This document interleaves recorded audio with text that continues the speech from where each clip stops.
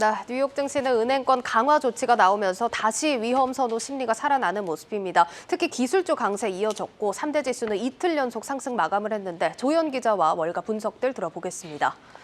조 기자, 일단 시장 상승세를 이어갔습니다. 이번 조치가 나오면서 은행권 위기가 지나갔다 이렇게 판단을 하는 심리일까요? 사실 위기감이 확실히 가셨다고 보기는 어려운데요. 네. 투심은 살아났죠.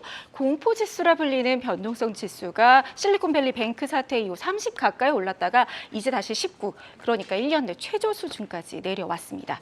또 미 연준으로부터 은행권의 긴급 대출이 감소했다는 뉴스가 나오면서 투심을 지피는 요소가 되었는데요. 지난 23일부터 29일까지 일주일간 미 금융권의 연준에 대한 미상환 차입금은 1,526억 달러로 전주보다 한 7%가량 줄었습니다. 네. 그리고 각 지역의 연방준비은행에서 대출기구를 이용한 대출 잔액은 전주보다 20% 감소했고요. 앞서 재할인창구 대출 잔액은 이달 초에 한 1,530억 달러까지 늘어나면서 예. 역대 최고 수준 기록한 바 있습니다.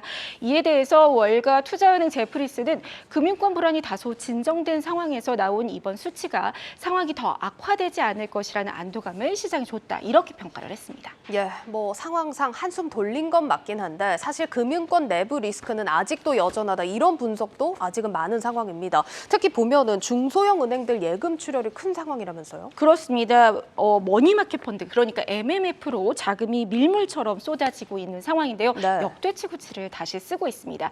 미국 자산운용협회 자료에 따르면 실리콘밸리 뱅크 사태 이후 3주간 MMF로 쏟아져 온 돈이 한 3천억 달러 이상이 되거든요. 한 400조 원 되는 규모요? 그렇습니다. 그래서 총 자산 규모가 5조 2천억 달러로 역대 최고치로 불어났습니다. 예. MMF는 단기 국채나 CD에 투자하는 초단기 금융 상품이죠. 그래서 언제든 돈을 뺄 수 있어서 투자처를 찾는 잠시 묻어두는 피난처로 좀 쏠린 현상이 나타난 거고요.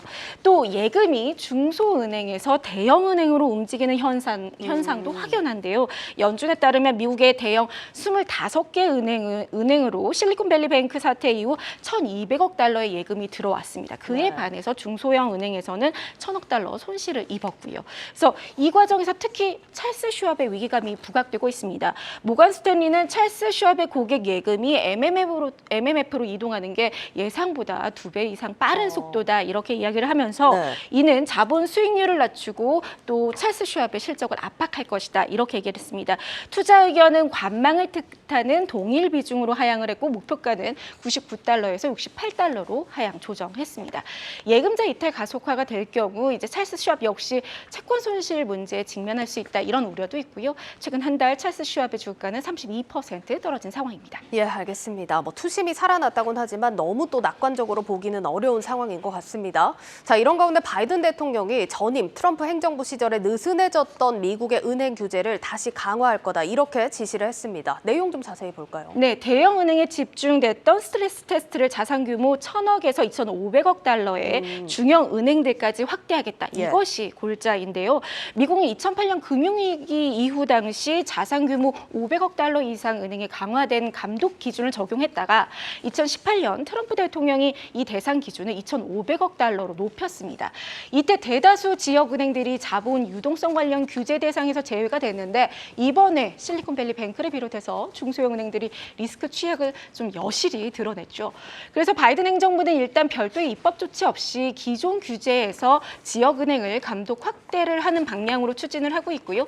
이번 감독 강화로 자산 1,000억 달러 이상 지역 은행들의 유동성 요구와 또 자본 기준이 상향이 되고 스트레스 테스트 빈도도 강화가 예. 됩니다.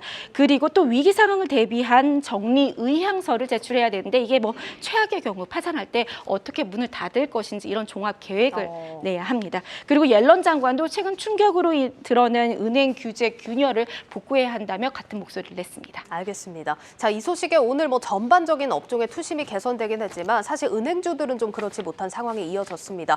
앞서 살펴본 찰스 슈왑 같은 경우가 4%대로 낙폭이 좀 가장 큰 하루를 보냈는데 월가에서는 이번 규제 강화에 대해서 어떤 분석들 내놓고 있을까요? 아무래도 전반적인 은행주들의 부진이 어려움이 예상이 그쵸. 됩니다. 먼저 미국 투자은행 파이퍼 샌들러는 현실적으로 은행 시스템이 충격에서 회복되기까지는 상당히 오랜 시간이 필요하다. 예. 이렇게 얘기를 하면서 전반적인 금융 섹터가 수차례 역풍 맞을 것이다. 이렇게 얘기를 했고요.